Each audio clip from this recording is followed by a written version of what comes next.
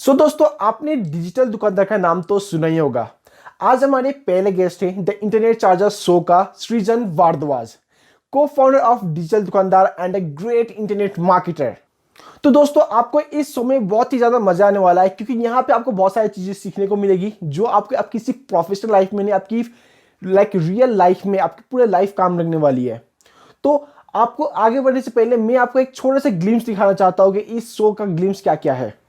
और यहाँ पे हम लोगों ने बहुत सारी चीज़ों का कवर किया हुआ है, जैसे कि mindset, rejections, failures, family dramas, up and downs. Life में बहुत सारी चीज़ों की चैलेंजेस होती हैं, बहुत सारे ऑब्स्ट्रैकल्स आते हैं, लेकिन उन सारे ऑब्स्ट्रैकल्स, चैलेंजेस को ओवरकम करके जो इंसान आगे बढ़ता है वो इंसान कामयाब होता है। बिना देरी करे हम लोग आगे बढ़ते हैं। I hope you will enjoy this video. School में मैंने कभी किसी लड़की से भी बात नहीं करी, हाय तक नहीं करा। मतलब हाय हेलो, बस ये वाली दूर से नमस्ते। 14 साल तो गए। एक लड़का लाइफ में सबसे ज्यादा तब ग्रो करता है जब 100 रिजेक्शन में से 100 की 100 लड़कियों से है। हाँ, तो भाई मेरे को एक लड़की ने बोला था कि तुझसे अच्छा तुम्हारा कुत्ता दिखता है, मैं तेरे से बात भी क्यों करूं। तो उस दिन ना मुझे बहुत बुरा लगा। और कुछ टाइम पहले मैं अपने जो भी मटेरियलिस्टिक पोजेशंस थे वो सारी चीजें दे चुका, मतलब डोनेट कर चुका। मेरे पास एक बैकपैक जितना सामान बचा है। बट ऑनलाइन वाली चीज में ना मैं अभी भी बिल्कुल स्टक था। कमेंट्स आते थे लोगों के, लोग अप्रिशिएट करते थे बट पैसे नहीं आ रहे थे। और मैं बड़ा फ्रस्ट्रेटेड सा हो गया था। तरीके से तू पैसे कमाता है ना, तू मुझे बता दे, मैं भी कमाऊंगा। इंटरेस्टेड नहीं जाके किसी और को सुना। आप कोई सा भी कोर्स थोड़ा सा स्टार्ट करो, आपको इनिशियली ना अच्छा लगता है, अरे हाँ यार ये तो बहुत बढ़िया चीज बता रहे हैं। जैसे ही वो डिफिकल्टी आती है ना और इम्प्लीमेंटेशन का काम आता है, वहां पे इंसान थोड़ा डिसकनेक्टेड फील करता है। वो सोचता है यार मैं कुछ और ट्राई करके देखता हूँ। प्रॉफिटेबल हुए फाइनली आफ्टर 1.5 साल। इस 1.5 साल में हमने 2 से 3 लोन लिए। एक दोस्त का घर भी गिरवी रखा था लोन लेने के लिए, क्योंकि पैसे नहीं थे। ओके। और घर पे बता नहीं सकते थे। और मतलब इंटरेस्टिंग घर चीज, में बिना बताए घर को गिरवी रख दिए? मैं कॉलेज के 3rd ईयर में जब आया था, यानी इन 2014, मैंने टोटल उस साल 1 करोड़ रुपीज की सेल्स एंड स्पॉन्सरशिप रेज करी थी। तो वो एकदम से जो यूं ग्राफ आया ना, वो अच्छा तो था but at the same time exhausting भी था। मेरे पेरेंट्स ने कई बार मेरे को बोला कि जॉब कर ले, काफी बार डांटा भी, और सब चीजें हुई, फैमिली ड्रामा वगैरह फुल ऑन रहा। बल्कि बीच में ऐसा भी हुआ था आसिफ भाई कि मैं घर से निकलता था, मेरे घर वाले इतने फ्रस्ट्रेट हो गए थे मुझसे कि बिजनेस वगैरह छोड़ दे, कुछ नहीं होगा, कि मैं घर से निकलता था ये बोल के मैं जॉब इंटरव्यू देने जा रहा हूँ। और मैं अपने बैग में स्पेयर कपड़े रखता था। मैं घर से प्रॉपर इंटरव्यू वाले उसमें निकलता था, अटायर में, मेट्रो स्टेशन पे जाके चेंज करता था।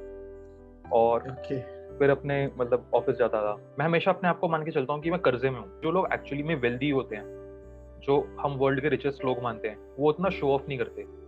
और जो लोग शो ऑफ करते हैं वो वेल्दी नहीं होते। मैंने गलती करी थी। मैंने 2017 में, उस टाइम पे जितने पैसे कमाए थे, मोटा मोटा 2017 में हम लोगों ने 18-19 लाख रुपए कमाए थे, मैंने और निष्कर्ष ने टोटल उस टाइम तक। मैं बहुत ओपनली ये चीज शेयर कर रहा हूँ। हमने उसमें से 16 लाख रुपए, 15-16 लाख रुपए क्रिप्टो में डाल दिए थे, बिटकॉइन वगैरह में। जो एक टाइम पे, मतलब उस टाइम पे हमने $20,000 डाले थे, मेरे को एग्जैक्ट डॉलर्स में याद है। जो एक टाइम पे $65,000 भी पहुंच गया था, बट कुछ महीने बाद वो $3,000 पे आ गया था। बल्कि मैं और राहुल भैया बात भी कर रहे थे एक बार कि हम अपनी लाइफ पे मूवीज बनाएंगे। तो बनाएंगे भाई, ब्लॉकबस्टर मूवी रहेगी, उसमें सारी चीजें रहेंगी।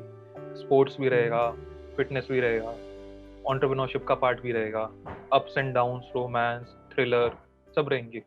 दोस्तों आपको इस एपिसोड से बहुत कुछ सीखने को मिलेगा। Mindset, failure, rejections, struggles and extreme motivations. All together आपको इस एपिसोड को देखने के बाद आपको लाइफ में एक क्लियर पर्पस, एक क्लियर माइंडसेट मिलेगी आपको। और दूसरी बात, आपको अपनी टफ एंटरप्रेन्योरशिप लाइफ में बहुत सारी चैलेंजेस आती हैं, उन सबको ओवरकम करने के लिए आपको एक प्रॉपर गाइडेंस और मोटिवेशन मिलेगा। So let's just get straight into it. So guys, आज हमारे साथ हैं सृजन भाई, co founder of digital Dukandar and internet marketer. और सृजन भाई, welcome to our show. Thank you so much Asif भाई, good to be here. Okay, it's a pleasure, bhai. Thanks for taking your time and being here. Okay, from your busy schedule.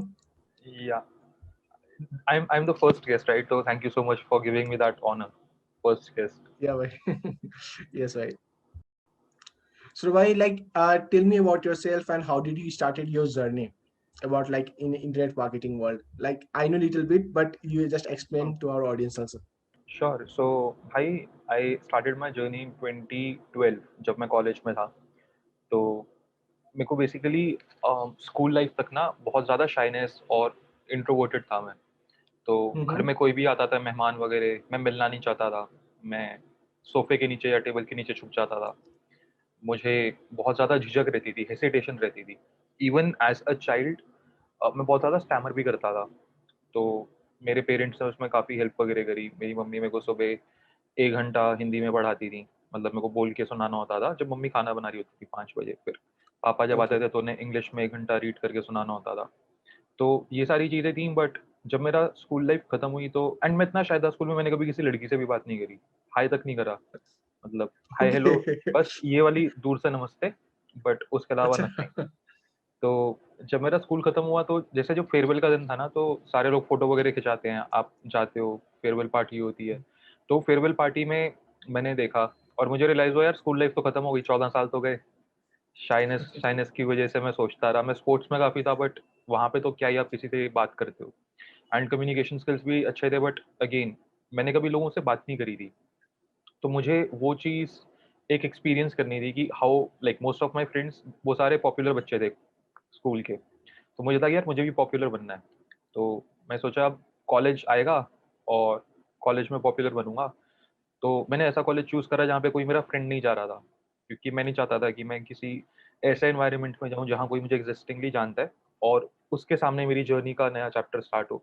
क्योंकि मेरे अंदर एक डर था कि लोग अगर टोक देंगे, लोग अगर बोल देंगे तूने यहाँ गलत करा, तो मेरा कॉन्फिडेंस फिर से डाउन हो जाएगा। तो मेरे काफ़ी सारे दोस्त नाराज़ भी हुए क्योंकि मैं उनके वाले कॉलेज में नहीं गया। बट वो समझे भी कि ठीक है, मैं हमेशा से ऐसा रहा हूँ, तो मैं नहीं चाहता कि मेरी लाइफ लॉन्ग वैसी ही पर्सनैलिटी रहे। तो जब मैं कॉलेज गया, मैंने सेल्स वगैरह स्टार्ट करी। पहले मैंने सीनियर्स के पास गया, उनसे इंट्रोडक्शन वगैरह हुआ। उन्होंने मुझे पूछा कि मतलब उन्होंने देखा मेरे कम्युनिकेशन स्किल्स अच्छे थे। तो मेरा जो कॉलेज था वो दिल्ली में एक जगह है रोहिणी, उसके बिल्कुल एक आइसोलेटेड जगह पे था रोहिणी के अंदर, और उससे थोड़ी-सी आगे एक अलग शहर स्टार्ट होता है हरियाणा। और मेरे कॉलेज में मैक्सिमम लोगों के कम्युनिकेशन स्किल्स ठीक-ठाक थे। तो मेरे अबव एवरेज कम्युनिकेशन स्किल्स थे। तो मेरे को मेरे कॉलेज सीनियर्स ने पूछा कि यार तेरे स्किल्स वगैरह अच्छे हैं, तू लोगों से बात अच्छे तरीके से करता है, तू क्या हमारे जो कॉलेज की सोसाइटीज़ होती हैं, उनके बारे में प्रमोशन करना स्टार्ट करेगा क्लासेस वगैरह में? और इसके अलावा जैसे हम पार्टीज़ कराते हैं, फ्रेशर पार्टी वगैरह कराते हैं, इनकी प्रमोशन करना स्टार्ट करेगा? मैंने बोला हाँ, मैं कर लूँगा। तो वहाँ से जर्नी स्टार्ट हुई थी। मैंने कॉलेज सोसाइटी पासेस और मेंबरशिप कार्ड्स, फ्रेशर्स पार्टीज़ वगैरह करानी स्टार्ट करी। मेरे पहले 1-2 हफ्ते बहुत ही ज़्यादा डिफ़िकल्ट थे, क्योंकि आप एक बिल्कुल शाइनेस वाले ज़ोन से निकल कर जब आते हो, आपको लोगों से बात करनी पड़ती है। लोग बोलते हैं मुँह पे, "यार मैं इंटरेस्टेड नहीं हूँ, जाके किसी और को सुना या चल ना, कहीं और जाके सुना।" तो वो रिजेक्शंस। रिजेक्शन बहुत ज़्यादा हर्ट करती है।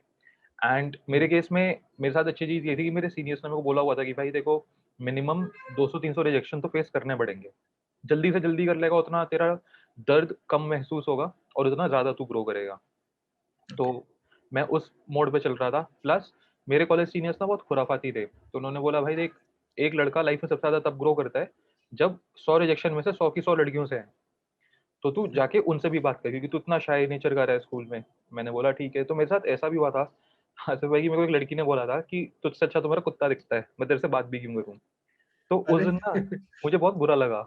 और मेरे को याद है कि मतलब कॉलेज का फर्स्ट वीक या सेकंड वीक ही था। मैं अपने सीनियर्स के पास हम्म। शक्ल लटका कर गया। उन्होंने बोला देख, तेरे को आज तक इससे ज़लील किसी ने करा है? मैंने बोला नहीं। कह रहे तो बस मतलब तू बिल्कुल उस पे आ गया ना, ज़ीरो पर आ गया। कोई बात नहीं, अब इससे आगे कोई कुछ बोले तो कॉम्प्लीमेंट ही लगेगा ना। कल को कोई बोले भाई तू इतना अच्छा नहीं दिखता, तो कंपेयर तो कर सकता है ना कि भाई कुत्ते से तो ठीक है, बेटर वाली चीज़ है। तो वहाँ जी से जी। मेरा थोड़ा कॉन्फिडेंस जागा। जब कॉन्फिडेंस जागा तो मार्केटिंग सेल्स में अच्छा हुआ और मेरा पहला पूरा साल डेडिकेटेड टू सेल्स था।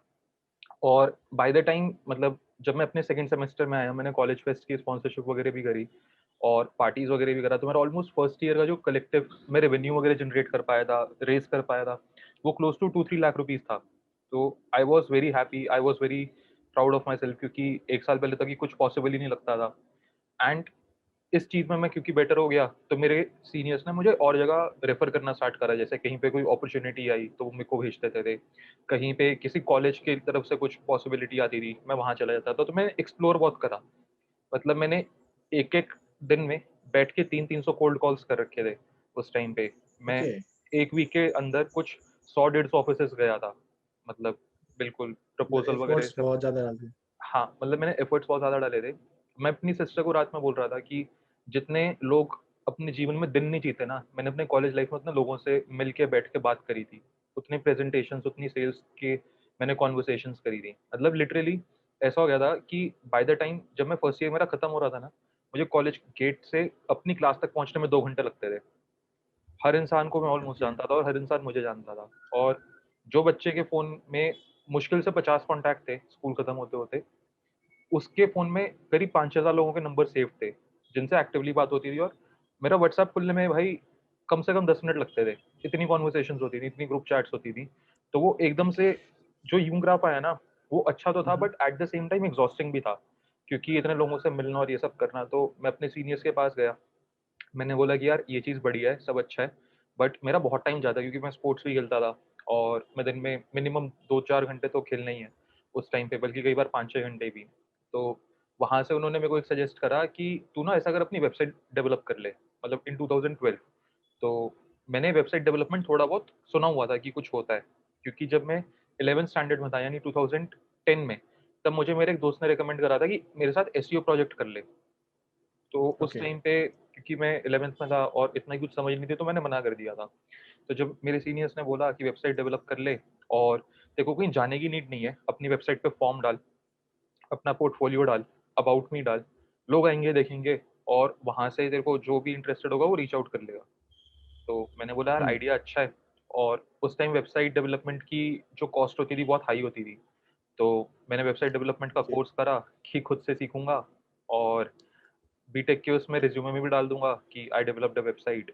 तो जब ओके। वेबसाइट डेवलप करी, तो उसके बाद कुछ ट्रैफ़िक वग़ैरह नहीं आया उस पे, तो मैं काफ़ी आपने निराश। एक सेकंड ना भाई, हाँ, जैसे आपने वेबसाइट डेवलपमेंट का कोर्स किए कैसे, कोडिंग वाले किए या फिर वर्डप्रेस के थ्रू? मैंने उस टाइम वर्डप्रेस के थ्रू वाला करा था पहले, फिर कोडिंग वाला भी करा था, ओके। ओके। दोनों करे थे मैंने। ओके। ओके, तो कंटिन्यू भाई। हाँ, तो ट्रैफ़िक वग़ैरह नहीं आया तो मैं काफ़ी निराश तो हो गया। मैंने कहा यार शिट, इस पे तो कोई आ ही नहीं रहा, लोग ही नहीं आ रहे। और मैं उसके बाद फिर आगे जाके सीनियर्स वग़ैरह से पूछा, तो उन्होंने बताया कि यार एक चीज़ होती है एसईओ, कि गूगल पे कोई तुम्हें ढूँढे, जैसे कोई गूगल पे ढूँढे कि best sales person in Delhi तो तुम्हारा है, या best sales company in Delhi तो तुम्हारा है, तो एसईओ करो। तो उस टाइम एसईओ भी बहुत नया था और मैंने कहा चलो ठीक है मैं करता हूँ। तो मैं वापस कोर्स करने चला गया एंड मोस्टली पैसे घर से लेता था कोर्स वगैरह के, तो मेरे को 3-4 हज़ार रुपये उस टाइम में 5,000 रुपये मिलते थे पॉकेट मनी। बाकी जो मैं कमाता था वो मैं री-इन्वेस्ट करता था रिलेशनशिप्स में। जैसे कहीं पे भी मेरे को अपॉर्च्युनिटी मिली तो मैंने वो पैसा वहाँ री-इन्वेस्ट कर दिया। तो जब ओके, मैंने तो एसईओ। आप कमाना लाइक फ्रॉम क्लास 11 से आप कमाना स्टार्ट कर रहे हैं फ्रॉम नहीं, कॉलेज नहीं, टाइम? हाँ, फ्रॉम कॉलेज टाइम, मतलब ऐसा नहीं कि बहुत ज़्यादा, बट हाँ, इनिशियली 2-4 हज़ार रुपए हर महीने मैं खुद से कमा पाता था, बट अगेन वो मैं री-इन्वेस्ट कर देता था या मैं खर्च कर देता था कहीं। ओके भाई। हाँ, मतलब मोस्टली सेल्स के जो कमीशन मिलते थे ये वो होते थे। हम्म। तो सीईओ का कोर्स करा, मेरे घर वालों को लगा कि लड़का थोड़ा कहीं मतलब मिसगाइडेड ना हो, बहक ना रहा हो, क्योंकि पहले वेबसाइट डेवलपमेंट करा वो भी वर्डप्रेस में। फिर मैंने एक लैंग्वेज भी सीखी कोडिंग की, फिर मैं एसईओ का कोर्स कर रहा था, तो ऑलमोस्ट 50-60 हज़ार रुपए एक साथ एक ही सेमेस्टर में घर वालों के भी खर्च हो रहे थे। तो मेरे पेरेंट्स को लगा कि मतलब कहीं ऐसा तो नहीं कि गलत ट्रैक पे जा रहा है और ये चीज़ें काम भी आएँगी या नहीं। उन्होंने कहा हाँ देखते हैं, काम आएँगी, बट पेरेंट्स उस टाइम काफ़ी सपोर्टिव थे, उन्होंने बोला कर ले, करना है तो, तेरे रिज्यूमे में ऐड हो रहा है तो अच्छा है। और उन्हें मेरी ग्रोथ भी दिखी थी। तो वहाँ से 2012 में स्टार्ट करा।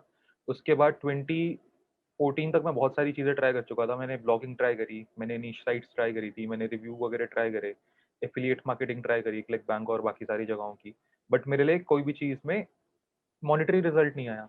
मतलब मेरा ट्रैफ़िक आना स्टार्ट हो गया था, कमेंट्स आते थे लोगों के, लोग एप्रिशिएट करते थे, बट पैसे नहीं आ रहे थे हम्म। और मैं बड़ा फ्रस्ट्रेटेड सा हो गया था। जो मैं ऑफ़लाइन चीज़ें कर रहा था, उनमें मैं बहुत अच्छा कर रहा था। मतलब उनमें ऐसा हो गया था कि बाय द टाइम मैं कॉलेज के 3rd ईयर में जब आया था, यानी इन 2014, मैंने टोटल उस साल 1 करोड़ रुपीज़ की सेल्स एंड स्पॉन्सरशिप्स रेज़ करी थी। तो वाह। मैं 2 साल पहले के कंपेयर करूँ तो ऑलमोस्ट 50x में ग्रो कर चुका था। बट ऑनलाइन वाली चीज़ में ना मैं अभी भी बिल्कुल स्टक था। तो अब मैं ये बहुत सारे उस टाइम पे यूट्यूबर्स या ब्लॉगर्स तो होते नहीं थे, लिमिटेड थे। एक नील पटेल, एक पैट जी। फ्लिन, तो 2 ही जने हुआ करते थे उस टाइम पे और वहाँ से भी सीखा, बट रिजल्ट्स नहीं आ रहे थे। तो एक दिन मेरे को एक पता चला कि ऑनलाइन कुछ कोर्सेज़ भी होते हैं, डिजिटल प्रोडक्ट्स भी होते हैं। तो मैंने अपनी लाइफ में पहली बार एक ऑनलाइन कोर्स खरीदा इन 2014 एंड। एलेक्स जेफरीज़ करके एक बंदा था, उसका प्रोडक्ट था एंड वहाँ से मुझे पता चला कि अरे यार ये तो बहुत सही चीज़ है, तुम ऐसे कोर्स वोर्स बना सकते हो। और उसके जो वीआईपी ग्रुप होता है, उसमें मेरे एक लड़के से दोस्ती हो गई जो दिल्ली का ही था। तो उसने बताया कि भाई मैं तो पैसा कमाता हूँ ऑनलाइन। तो मुझे ना पहली बार कोई बंदा दिखा जो कह रहा है हाँ भाई मैं पैसे ऑनलाइन कमाता हूँ। मैंने कहा यार ये तो बड़ी सही चीज़ है। ये दिल्ली का ही बंदा है, पास ही रहता है, कह रहा है मैं कमाता भी हूँ। तो मैंने 1 डेढ़ महीने प्रोडक्ट पे काम करा, बट फिर मेरे को लगा इस प्रोडक्ट में दम नहीं है। तो मैंने उससे बोला भाई जिस तरीके से तू पैसा कमाता है ना, तू मुझे बता दे, मैं भी कमाऊँगा। तो अभी 2015 ऑलमोस्ट मार्च आ चुका था। तो उसने बोला मैं किंडल बुक्स लिखता हूँ और बुक्स को प्रमोट वगैरह करता हूँ ऑर्गेनिक तरीकों से, और फिर वहाँ से थोड़े बहुत पैसे आते हैं, और अभी मैं इसी का प्रोडक्ट डेवलप कर रहा हूँ। तो उस टाइम पे बुक्स के थ्रू 50-60 हज़ार रुपये महीने का कमाता था अपनी किंडल बुक्स वगैरह के थ्रू। तो मैंने कहा यार ये सही चीज़ है। तो मेरे को जितना मैंने 2-3 साल में ऑनलाइन सीखा था, मैंने सारा 20-25 पेज की एक बुक में लिखा, और उसके बाद उसमें डायग्राम और थोड़े बहुत इंट्रोडक्शन और आउटरो वगैरह के पेजेस वगैरह ऐड करके 40-50 पेज की बुक बनाई। एक ही दिन में ओके। बनाई। और मेरे को डेट भी याद है, मैंने 11, 12, 13 तारीख को, मतलब 11, 12, 13 अप्रैल 2015 मेरे कॉलेज के एग्जाम्स चल रहे थे और मेरे एक दिन में 2 पेपर होते थे। तो मैं पेपर देने के ओके। बाद वापस आके बुक पे काम करा, अगले दिन उसे पब्लिश करा और उसके अगले दिन उसे प्रमोट करा। तो अप्रैल एंड तक मेरे पास 2-3 हज़ार रुपए की पहली ऑनलाइन एक इनकम आई थी वहाँ से। तो ओके। लाइक कितना ड्यूरेशन था, मतलब 2 फर्स्ट हफ्ते थ्री में, डेज? दो मतलब हफ्ते में? 2 हफ्ते ओके। में 2-3 हज़ार रुपए कमाए थे मैंने उस बुक से। ओके। और लाइक उसके आपको अगले, फर्स्ट ऑनलाइन अर्निंग था, राइट? हाँ, फर्स्ट ऑनलाइन अर्निंग। और उसके अगले महीने उससे और 1-1.5 हज़ार रुपए आए थे। मतलब उसके बाद टोटल उस बुक से और 3-4 हज़ार रुपए आए थे, जो बिल्कुल मतलब एफर्ट नहीं था मेरा उसमें। तो हम्म। मेरे को मैथ समझ आया, मैंने कहा भाई ये तो बहुत सही चीज़ है। एक दिन में मैंने बुक लिख ली और प्रमोट वगैरह करा, तो 3 हज़ार रुपए तो 2 हफ्ते में ही आ गए, 3-4 हज़ार रुपए। और उसके बाद थोड़े बहुत पैसे और आए हैं। तो ऑन एन एवरेज अगर मैं एक बुक से 7 हज़ार रुपए कमा पा रहा हूँ 2 महीने के अंदर भी या डेढ़ महीने के अंदर भी, तो मुझे महीने की बस 5 से 10 बुक्स लिखनी है। मैं अगर 5 से 10 बुक्स लिख लूँगा तो मैं तो बहुत पैसा कमा सकता हूँ। तो एक प्रूफ ऑफ कॉन्सेप्ट तो हो ही चुका था कि एक बुक लिख के आप कमा सकते हो। तो मैं टॉपिक्स वगैरह पे रिसर्च स्टार्ट करी, एंड मेरी उस टाइम पे बीटेक में भी प्लेसमेंट हो चुकी थी, जो कैंपस प्लेसमेंट ओके। होती है। मुझे हम्म। इन्फोसिस, एक्सेंचर और फ्लिपकार्ट से भी ऑफर आया था, बल्कि उस टाइम पे मेरे को फ्लिपकार्ट 45,000 रुपीज़ पे कर रही थी अगर मैं वहाँ पे जॉइन ओके। करता। और इन्फोसिस में 13,000 स्टार्टिंग था, एक्सेंचर में 20,000 था। तो मैंने फ्लिपकार्ट का घर पे बताया ही नहीं, क्योंकि मेरी पूरी जॉब फैमिली है, मतलब कोई बिजनेस वगैरह किसी का नहीं है। एंड मेरे को था कि अगर मैंने बता दिया 45,000 का भी एक कंपनी दे रही है, तो मम्मी पापा तो नहीं मानेंगे। वो तो बोलेंगे कि उस टाइम पे वो बहुत ह्यूज अमाउंट भी होता था, 45, उस राइट? टाइम पे बहुत ह्यूज अमाउंट था। तो और बिल्कुल फ्रेशर सैलरी, तो आपको एक्सपेक्टेड अच्छी होता है बोलेंगे। कि हाँ, अच्छी हाँ। होती है। तो बस मैंने सोचा यार मम्मी पापा को नहीं बताता, कंपनीज़ को टालता हूँ जितना टाल सकता हूँ। और मेरे माइंड में ना एक बेसिक लॉजिक था कि अगर मैं 20,000 रुपए यहीं से कमा लूँ महीने के, तो घरवालों को दिक्कत नहीं होनी चाहिए। तो मैंने घरवालों को जब ये चीज़ बताई तो काफ़ी दिक्कत हुई, क्योंकि मेरी पूरी जॉब वाली फैमिली थी। तो 1 डेढ़ साल काफ़ी दिक्कत रही वहाँ पे। बल्कि मेरे पेरेंट्स ने कई बार मेरे को बोला कि जॉब कर ले, काफ़ी बार डाँटा भी, और सब चीज़ें हुई, फैमिली ड्रामा वगैरह फुल ऑन रहा। बल्कि बीच में ऐसा भी हुआ था आसिफ भाई कि मैं घर से निकलता था, मेरे घर वाले इतने हम्म। फ्रस्ट्रेट हो गए थे मुझसे कि बिज़नेस वगैरह छोड़ दे, कुछ नहीं होगा, कि मैं घर से निकलता था ये बोल के मैं जॉब इंटरव्यू देने जा रहा हूँ, और मैं अपने बैग में स्पेयर कपड़े रखता था। मैं घर से प्रॉपर इंटरव्यू वाले उसमें निकलता था, अटायर में, मेट्रो स्टेशन पे जाके चेंज करता था, और ओके। फिर अपने मतलब ऑफ़िस जाता था। तो फाइनली मतलब जब बिज़नेस वगैरह स्टार्ट करा था वो जुलाई में स्टार्ट करा था, तो पहला महीना सही था 2015 का। फिर उसके बाद डिक्लाइन आना स्टार्ट हुआ, तो अक्टूबर तक सेविंग्स वगैरह सब खत्म हो गई थी। हम लोगों ने मोटा-मोटा 2.3 2.4 लाख रुपीज़ इन्वेस्ट करे थे। स्टार्टिंग में 4 फ्रेंड्स थे हम, एज़ अ स्टार्टअप कैपिटल। तो वहाँ ओके। से वो जर्नी स्टार्ट हुई, एंड देन फर्स्ट 2015, स्टार्टअप। हाँ, फर्स्ट स्टार्टअप। तो ओके। यहाँ पे हमने बहुत सारे प्रोडक्ट्स एंड सर्विसेज ट्राई करे, जिसमें से अमेज़न किंडल बुक पब्लिशिंग भी एक था। एंड उसके बाद 2016 तक लॉस वाला फेज़ रहा। काफ़ी बीच में ऐसा नहीं था कि पैसा नहीं आता था, बट ओवरऑल एक्सपेंडिचर इनकम से ज़्यादा था। तो वहाँ से काफ़ी चीज़ें सीखने को मिली, जैसे हमने टीम बहुत जल्दी बिल्ड कर ली थी, जिसकी नीड नहीं थी। तो ये समझ आया कि भाई टीम इतनी जल्दी बिल्ड नहीं करनी चाहिए। खुद की पहले एक पकड़ होनी चाहिए, एक इनकम होनी चाहिए जहाँ पे आप प्रॉफिटेबल हो, फिर टीम बिल्ड करनी चाहिए। फिर 2016 में मेरे 2 फ्रेंड्स को रियलाइज़ हुआ कि उनको कुछ और करना है, हमें रियलाइज़ हुआ कि हमें कुछ और करना है, तो हम लोगों ने वहाँ से अपने-अपने थोड़े मतलब रास्ते अलग करे। अभी भी दोस्त हैं, बट अभी जो इंसान जो चीज़ कर रहा है उसमें हर इंसान अच्छा कर रहा है। तो मैंने और निष्कर्ष ने हमने सोचा कि चलो ठीक है, हम ऑनलाइन प्रोडक्ट्स एफिलिएट मार्केटिंग वगैरह करते हैं, इससे पैसा तो आ ही रहा है थोड़ा बहुत। वहाँ से हमने वो स्टार्ट किया, देन प्रॉफिटेबल हुए फाइनली आफ्टर 1.5 साल। इस 1.5 साल में हमने 2 से 3 लोन लिए। एक दोस्त का घर भी गिरवी रखा था लोन लेने के लिए, क्योंकि पैसे नहीं थे ओके। और घर पे बता नहीं सकते थे। और मतलब इंटरेस्टिंग घर चीज, में बिना बताए घर को गिरवी रख दिए? नहीं नहीं, अपने घर पे नहीं बताया कि उसका घर गिरवी रखा है, उसके घर पर ओके। तो पता था। अच्छा। पर ओके। इंटरेस्टिंग चीज ये थी कि उनकी शादी थी, मतलब उस दोस्त की शादी थी उसी साल में, कुछ महीनों बाद। तो वो एक अलग प्रेशर था कि शादी से पहले घर वापस चाहिए, मतलब कागज वगैरह वापस चाहिए। तो हम्म। 2016 के एंड तक आता है तो प्रॉफिटेबल हुए। 17 मार्च तक सारे लोन्स वगैरह खत्म हो गए थे, वापस मिल गए थे डॉक्यूमेंट्स वगैरह। तो वहां से फिर आगे जर्नी स्टार्ट हुई। उसके बाद e commerce, affiliate marketing, product launches वगैरह। बल्कि मुझे याद है, मैं इंडिया में सेकंड इंसान था जिसने प्रोडक्ट लॉन्च किया था, सेकंड या थर्ड। हम्म। उससे पहले कभी किसी ने नहीं लॉन्च किया था। 2015 में ओके। मैंने पहला प्रोडक्ट लॉन्च किया था वॉरियर प्लस वगैरह पे। 2016 में मैंने जेवीजू पे एक सॉफ्टवेयर भी लॉन्च किया था। एंड वहां से देन अभी भी एक्टिव है वो? नहीं नहीं, अभी एक्टिव नहीं है। ओके। हाँ, वो ट्रेंड बेस्ड सॉफ्टवेयर था। तो हम्म। 2016 में ये सब हुआ। 2017 में हमने ई कॉमर्स स्टार्ट किया, वो चीज़ सही चली। देन हम लोग क्योंकि ऑनलाइन प्रोग्राम्स वगैरह बनाते थे, तो हमने 2018 में ई कॉमर्स के अराउंड एक प्रोग्राम बनाया, ई कॉम सक्सेस, जो हम यूएस में बेचते थे। तो हमने पहले बिल्कुल भी इंडिया में क्लाइंट्स लिए ही नहीं था, हम यूएस में ही काम करते थे स्टार्टिंग से। तो वो चीज़ मेरे को अच्छी भी लगती थी। एंड देन 2018 में ये प्रोग्राम बहुत चला, हमने $5,000 की कोचिंग बेची। तो अपनी 1-to-1 ओके। कोचिंग जब बेची तो उससे बहुत कॉन्फिडेंस आया कि हाँ यार, मतलब हाई टिकट सेल हो गया? हाँ। और हाई टिकट सेल 2015 में भी करी थी, बट कंसिस्टेंटली नहीं करी थी। मतलब 15-16 में भी करी थी, कभी $3,000 का कोई पैकेज बेच दिया, कभी कुछ बेच दिया, बट यहाँ हम्म। कंसिस्टेंटली हुई। देन $500 का प्रोग्राम बनाया, वो बेचा। वो प्रोग्राम के हम 30 स्पॉट्स रखते थे हर बार। तो हर बार सेम दिन में कुछ घंटों में वो 30 स्पॉट्स फिल हो जाते थे। तो हमने ओके। ऑर्गेनिकली, मुझे याद है, उस प्रोग्राम से हमने ऑलमोस्ट 105,000 या $110,000 करे थे, which was pure profit.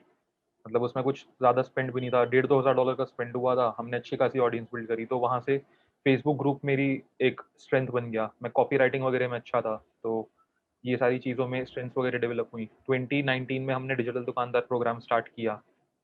Then 2018 के, बल्कि दिसंबर, दिवाली में हमने इसकी टेस्टिंग स्टार्ट की थी। 2019 30 या 31 जनवरी को हमने इसका पहला वेबिनार किया था उस साल की, चलो अब लॉन्च करते हैं।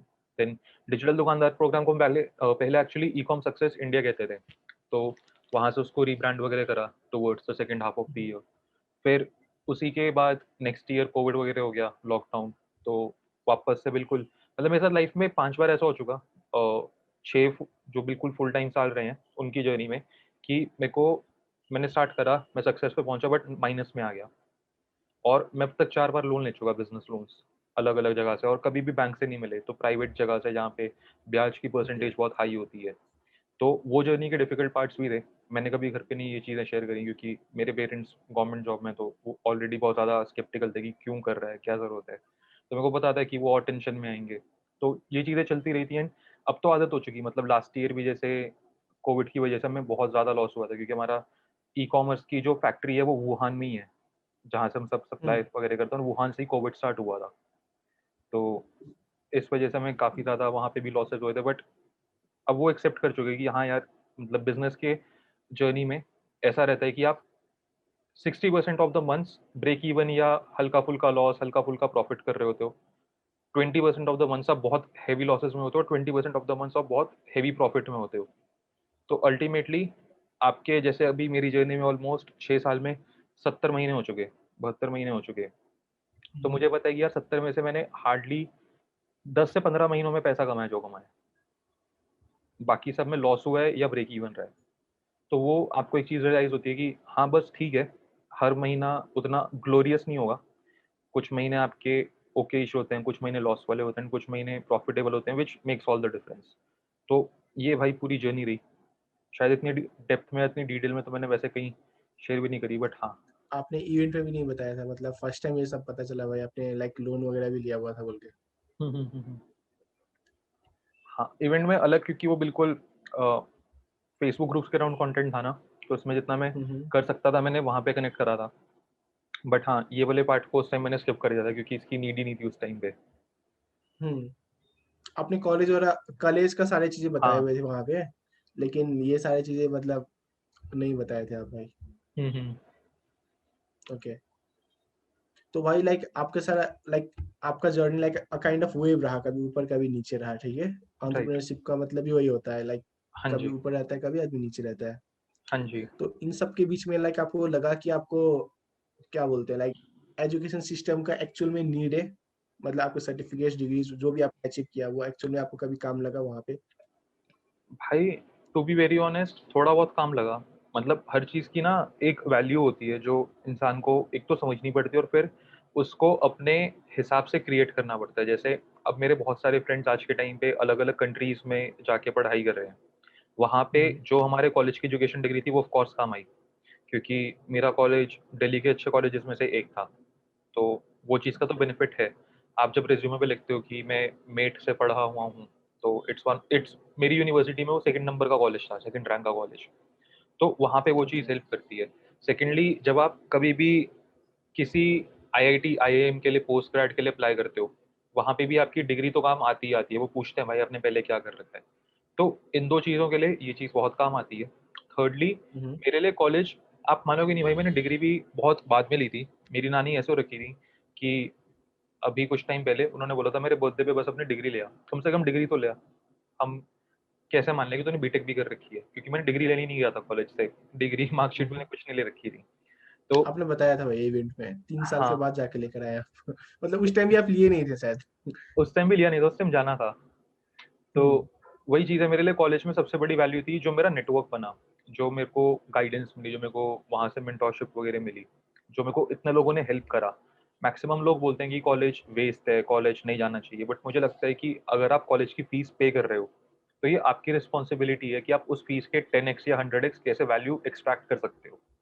क्योंकि भाई मेरे लिए कॉलेज की टोटल जो मेरा खर्चा रहा होगा वो 8 से 9 लाख रुपए रहा होगा 4 साल का, और हम्म। मैंने उससे कम से कम 50 टू 100x सीखा है और ग्रो करा है।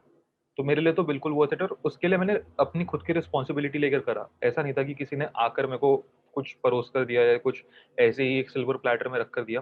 तो वो आपका एफर्ट होता है कि आप कितना उसमें एफर्ट डाल सकते हो। जी। अगर अभी हम लोग यहाँ पे यूथ का नहीं नहीं, please please go ahead. Okay, जैसे अभी हम लोग यूथ को देखेंगे, ठीक है, तो उन लोगों को काफी ज्यादा माइंड ब्रेन वॉश किया गया है, या काफी सारे गुरुज ये बोलते हैं कि कॉलेज डिग्रीज आर यूजलेस। उसको आपको कहीं लगता है मेरे को कि वो गलत तरीके से मार्केटिंग कर रहे हैं कॉलेज फॉर्मल एजुकेशन को एक्चुअल में? क्योंकि जहाँ पे भी आदमी को जो कुछ करता है एक पर्सनैलिटी अलग बनता है, काफी चीज सीखने को मिलता है, नेटवर्किंग का मिलता है, राइट? राइट। तो ये भी मेरे को फील हुआ, क्योंकि मैंने ड्रॉप आउट तो किया हुआ है, लेकिन अभी मेरे को समझ में आता है कि भाई एक्चुअली उसमें नेटवर्क भी बनता है लोगों को, लाइक। हम्म। हाँ बिल्कुल। ओके। तो ये और मेरे को आपने जैसे बोला हम्म। कि लोगों ने मार्केटिंग के लिए करा, तो मैं उससे अग्री करता हूँ कि हर चीज़ ना, देखो, आज के टाइम में मार्केटिंग का बेस्ट तरीका है कि किसी और चीज़ की बुराई करो, और वहां से वही, जैसे मैं आपको समझा रहा था, मेरे को एक लड़की ने बोला, उस कमेंट को मैंने एक रेफरेंस पॉइंट रख के अपनी पूरी आगे की जिल्लतों को कॉम्प्लीमेंट समझा। Same is with marketing. आप किसी को नीचा दिखा के किसी चीज़ की बुराई करके उस पर अपनी अच्छाइयाँ बिल्ड करते हो तो लगता है कि हाँ यार ये चीज़ सही है। बट अगेन, आप मेरे को भाई एक ऐसी चीज़ बताओ जिसके वर्ल्ड में प्रोज या कॉन्स नहीं है। लोग तो भगवान तक को नहीं छोड़ते, वो तो बोलते हैं कि भाई इसका भी नुकसान है, ये नहीं होता, ये मेरे साथ ऐसा करता है वैसा करता है। पेरेंट्स को नहीं छोड़ते लोग। तो हर चीज़ का आपके ऊपर डिपेंड करता है कि आप कितनी वैल्यू बना सकते हो। अब अगर आज राइट आप खुद भाई। बताओ, आप आईआईटी या एमआईटी या हार्वर्ड यूनिवर्सिटी से पढ़े हुए हो, तो भाई उसकी डिग्री की वैल्यू है। ऑब्वियसली एक वैल्यू तो होती है भाई, राइट। एक तरीके से नेटवर्क भी अच्छा खासा बन जाता है वहाँ पे।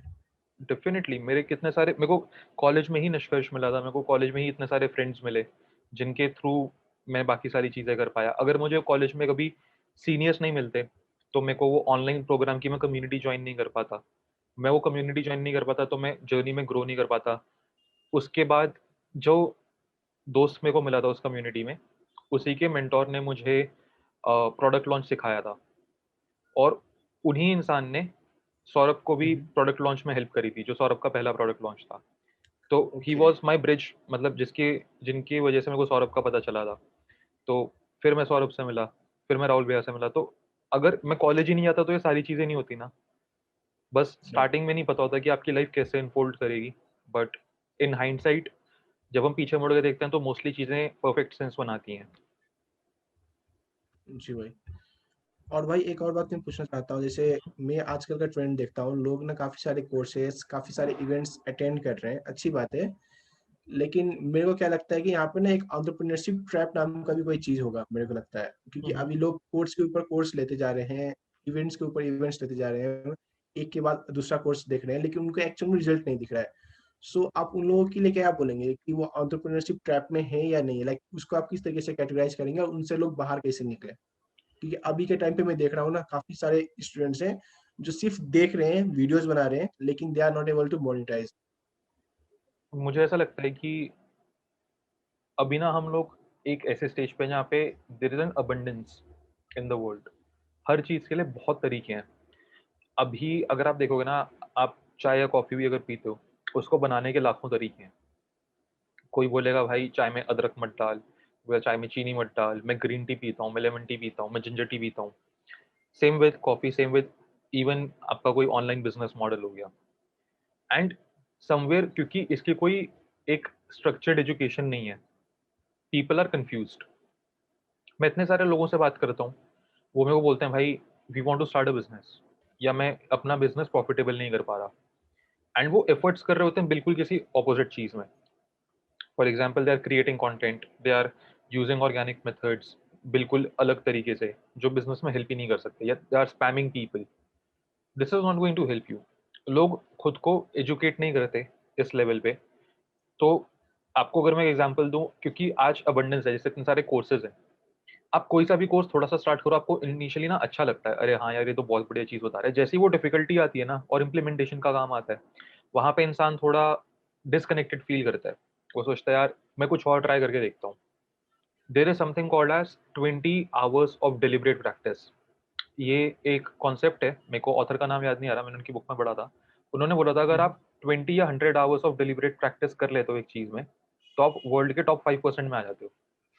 डिलिबरेट प्रैक्टिस का मतलब हुआ कि आज मैं अगर लेट से लॉन टेनिस खेलना स्टार्ट करता हूँ, तो मैं अपने हर 1 घंटे की प्रैक्टिस की वीडियो रिकॉर्डिंग करके उसको बाद में ऑब्जर्व करता हूँ।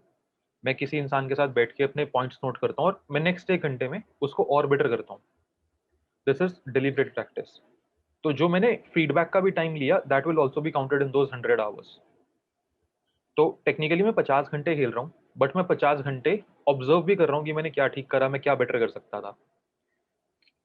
ये चीज मैक्सिमम लोग नहीं करना चाहते, क्योंकि एक उनके पास कोई मेंटोर या कोई बंदा नहीं है जो उन्हें बता सके। दो, अगर है तो बहुत सारे हैं, और बहुत हाँ सारे लोगों मतलब का सुन सुन बहुत के वो सारे, राइट। वीडियो बना लेते हैं। जैसे वहां एक आदमी कुछ सिलेक्टिव है। और चीज बोल रहा है तो वहीं पे दूसरा कोई ठीक उसका अपोजिट चीज बताता है। लेकिन मैं ये नहीं बोल रहा ये रॉन्ग ये राइट है, दोनों सही है, लेकिन follow one mentor for a particular period of time, right? Right. And वहीं पे लोग हर चीज को ना अपने हिसाब से, अपनी कन्वीनियंस से सिलेक्टिवली चूज करके कि हाँ मैं ये कर लेता हूँ। जब आप सेलेक्टिवली चूज करते हो तो आप सक्सेसफुल नहीं हो सकते। आपको एक ही प्रोसेस को, एक ही फॉर्मूले को, एक ही मॉडल को शिद्दत से कम 1 साल करना पड़ेगा, तब आप जाके सक्सेस प्राप्त कर सकते हो, वरना it's going to be very difficult. और इसी को हम शाइनी ऑब्जेक्ट सिंड्रोम भी बोलते हैं। जब इंसान कूद कूद के दूसरे प्रोडक्ट्स पे जा रहा है, दूसरे बिजनेस मॉडल्स पे जा रहा है। मैं इतने सारे लोगों को देखता हूँ, वो कोच भी हैं, वो ट्रेडर भी हैं, वो इन्वेस्टर भी हैं, वो ऑथर भी हैं, वो बिजनेस ओनर भी हैं, वो एंटरप्रेन्योर भी हैं, वो सॉफ्टवेयर डेवलपर भी हैं। आप सारी चीजें कर रहे हो, बट कितना पैसा उससे आप अर्न कर पा रहे हो इन टर्म्स ऑफ परसेंटेज? अगर आप हर चीज से 5-10% ही कर रहे हो, तो is it worth it? Versus अगर आप एक चीज से 70-80% कर रहे हो, आप वहां पे एक डेप्थ क्रिएट कर सकते हो, आप एक्सपर्टीज क्रिएट कर सकते हो। आज मुझे पता है कि अगर हमने ई कॉमर्स की $5,000 की कोचिंग ली, मतलब दी, सॉरी, तो लोगों को हमने जो भी हमारे 1-to-1 कोचिंग क्लाइंट्स थे, उसमें 100% सक्सेस रेट था। लोगों ने पैसा कमाया उस चीज से। तो आर यू दैट कॉन्फिडेंट कि आप कल को एक हाई टिकट सर्विस ऑफर कर सकते हो या प्रोडक्ट ऑफर कर सकते हो, and you can help people achieve the results? क्योंकि आप कभी भी देखोगे ना आसिफ भाई, जो मैक्सिमम कंपटीशन होता है ना, वो लो टिकट पे होता है। $15, $100, $200, $250, $1,000 के ऊपर आते ही ना कंपटीशन बहुत कम हो जाता है।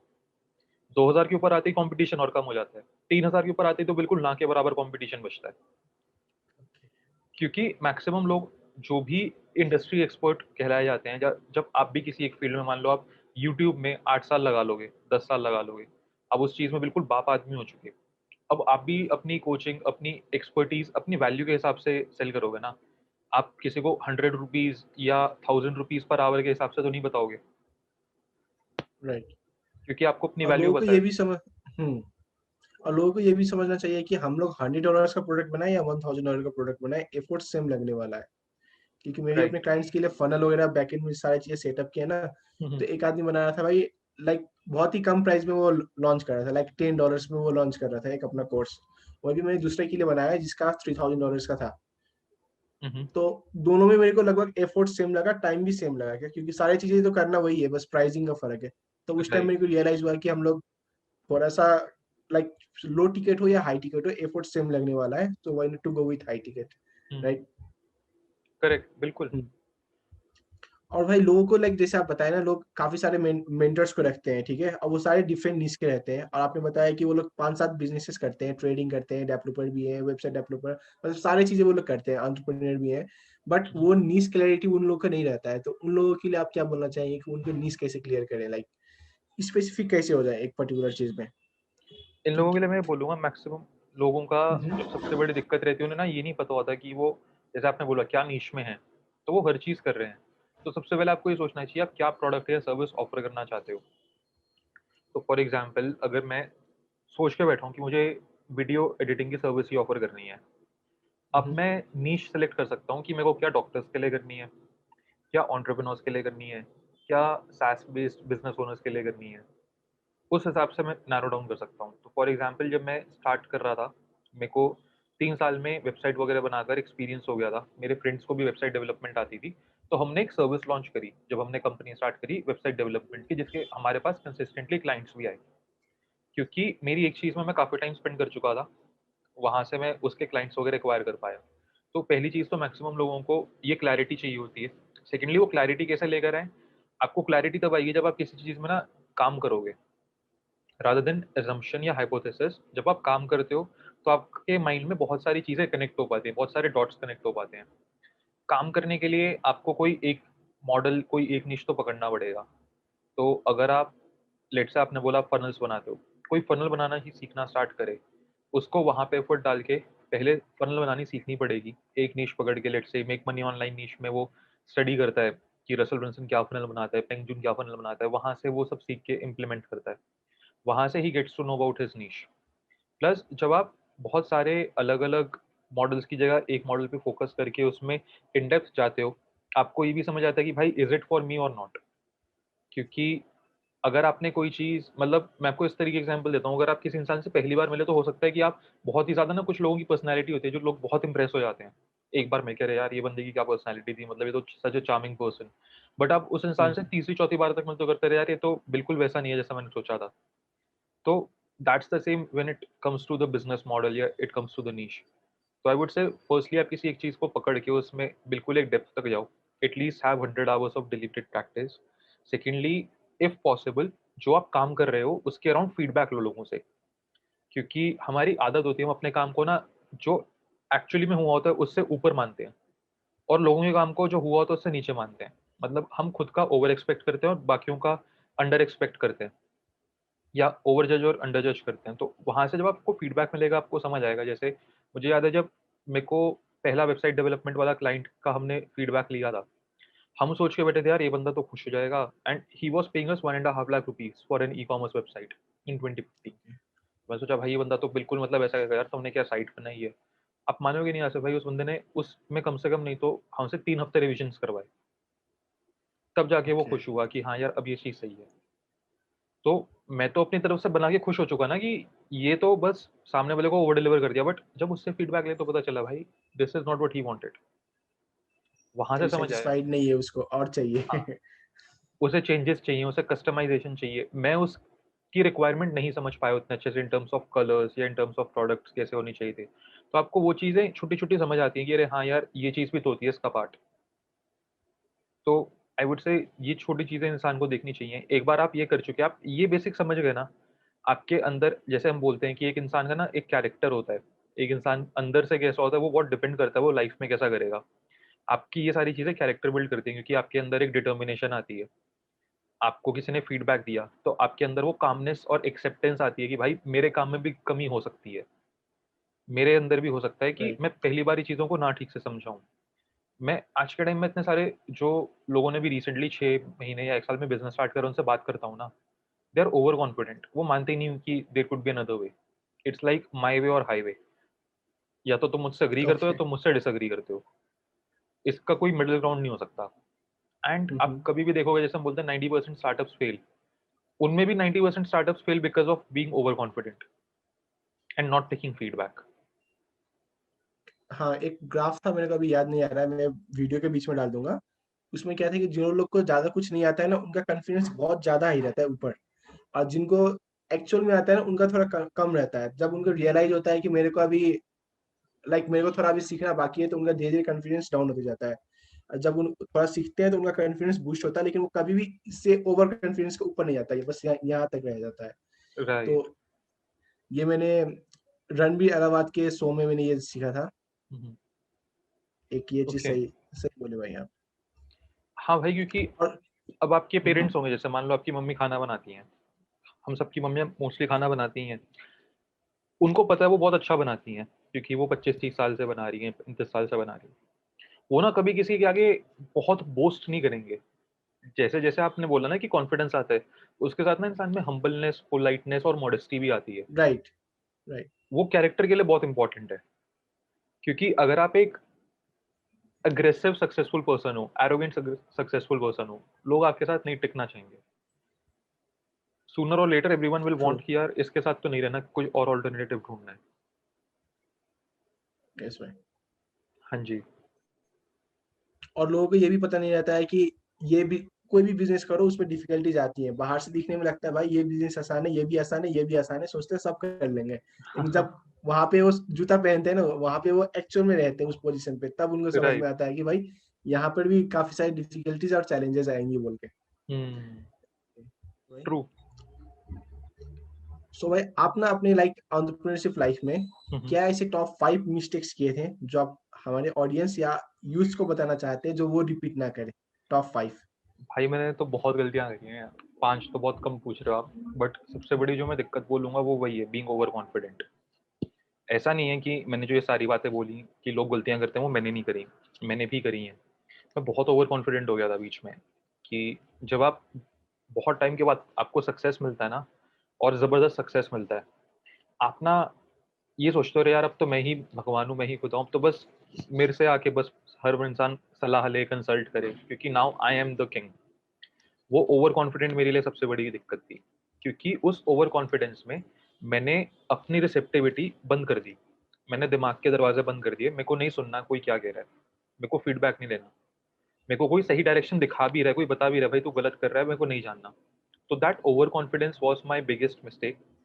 Secondly, being under confident as well, क्योंकि जब आप अपनी जर्नी में बिल्कुल नीचे गिरते हो ना, तो आपका कॉन्फिडेंस शैटर हो जाता है, आप बिल्कुल चकनाचूर हो जाते हो। तब ना बहुत ज़्यादा सेल्फ डाउट आता है। वो अंडर कॉन्फिडेंट रहना बहुत टाइम तक भी एक गलती थी जो मैंने करी थी। थैंकफुली उस टाइम पे मैं रिसेप्टिव था, मैं ओपन था लोगों से सुनने के लिए, तो मैं जल्दी उस चीज़ से बाहर निकल पाया।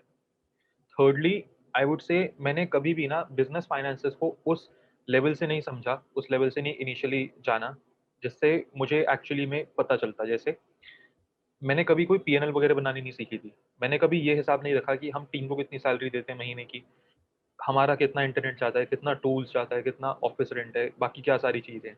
जिसकी वजह से हमारे जब मैथ में ये सारी दिक्कतें हुई, हमें लोन लेने की नीड पड़ी। अगर हम डे 1 से ही एक एस्टीमेट लेके चलते कि यार ये हमारा महीने का रेवेन्यू है, इतना हम स्पेंड कर सकते हैं, इतना हमें मिनिमम करना ही करना है जो हम सेव करके रखें, या एटलीस्ट ब्रेक इवन भी कर रहे हैं तो हमें पता हो कि भाई 1 लाख रुपए के रेवेन्यू पे 1 लाख रुपए ही स्पेंड कर सकते हैं, पॉकेट से और नहीं डाल सकते। तो knowing those finances is very important. Maximum लोग नहीं करते ये चीज़। मैं नहीं देखता ज़्यादा लोगों को जिन्होंने पी&एल बना रखी है या मंथली एक शीट बनाकर रखते हैं जहाँ पे उनके खर्चे होते हैं, उनका हिसाब होता है। क्योंकि नहीं करते, मतलब वो लोग बस बोलते हैं चल रहा है, चलने दो। हाँ, ये मेरे साथ 2-3 बार लाइफ़ में गलती हुई है, हम्म। तो ये एक रहेगा। उसके अलावा मैं बोलूँगा अगेन मैंने जब भी एक प्रूवन प्रोसेस जो मेरे को एक मेंटोर ने बताया उसको छोड़ के कुछ और ट्राई करने की कोशिश करी, वो मेरे लिए काम नहीं करा। इनिशियली मुझे ऐसा लगता है जब आप किसी को मेंटोर मानते हो, किसी को कोच मानते हो, उनके प्रोसेस को फॉलो करो जब तक आपके रिजल्ट्स नहीं आते। जब आपके रिजल्ट्स आ गए, तब आप कुछ और कर सकते हो। मुझे याद है हमारा एक ई-कॉमर्स जिससे हमने कोचिंग ली थी, उसका नाम था मानिए मानी। हमने उसे $10,000 पे करे थे और आप ये लगा लो आसिफ भाई, जब हमने उसे पे करा, अब एक्साइटमेंट होती है, आप किसी चीज़ को करना स्टार्ट कर रहे हो और आपको आइडियाज़ भी आ रहे हैं, बहुत सारी चीज़ें हो रही हैं, तो आइडियाज़ के साथ जाते थे, ये करते हैं, वो करते हैं, ऐसा स्टोर बनाएँगे, वैसे प्रोडक्ट ढूँढेंगे। उसने ना एक बार बोला, "देख भाई, तूने पैसे दिए मुझे सीखने के लिए, या तो जो मैं बता रहा हूँ वो कर ले, या अपनी कर ले। मेरा प्रोसेस फ़ॉलो करेगा, रिज़ल्ट्स आएँगे क्योंकि प्रूवन है। अपनी करेगा तो मैं नहीं कह सकता तेरे रिज़ल्ट्स आएँगे, मुझे मत बोलियो बाद में।" तो वो चीज़ ना मुझे समझ आई कि हाँ यार, बात तो सही है। मतलब ये तो मैं बेवकूफ़ी कर रहा हूँ ना, मैं किसी को पैसे दे के भी अपने चलाने की कोशिश कर रहा हूँ। तो राइट। वो एक बहुत लोग गलती करते हैं, वो कोर्स के लिए पे भी करेंगे, वो मेंटरशिप के लिए पे भी करेंगे, बट उन्हें करनी अपने मन की है, करनी अपने दिमाग की है, तो वहाँ पे आप नहीं सक्सेसफुल हो सकते। And lastly, like I was saying earlier, shiny object syndrome, ये भी मेरे अंदर बहुत लेवल तक था जो मैंने गलतियों में, मैं इसे टॉप 5 में डेफ़िनिटली रखूँगा। मैंने काफ़ी अलग-अलग चीज़ों पे फ़ोकस करा, बीच में एक फ़ेज़ आया था 1 डेढ़ साल का, और वहाँ से मैं काफ़ी, मतलब मेरा ध्यान डिस्ट्रैक्ट हुआ, मेरा फ़ोकस डाउन गया, मेरी सारी चीज़ों की थॉट्स की क्वालिटी वगैरह डाउन हुई। तो these would be my top 5 mistakes. Okay भाई। सो भाई, आपको जब पैसा मिला था, ठीक है, जैसे हुँ, आप हुँ। कॉलेज टाइम पे थे, आपको थोड़ा बहुत अर्निंग हो रहा था, तब हुँ, हुँ। आपको लाइक आप क्या डिस्ट्रैक्ट हुए थे अपने गोल से, लाइक अपनी स्टडीज से, या फिर आप थोड़ा काइंड ऑफ एरोगेंट टाइप का हुए थे, मतलब थोड़ा टसन मार के चलना कॉलेज वगैरह में इस टाइप? नहीं, नहीं, मेरा ऐसा कुछ भी नहीं था।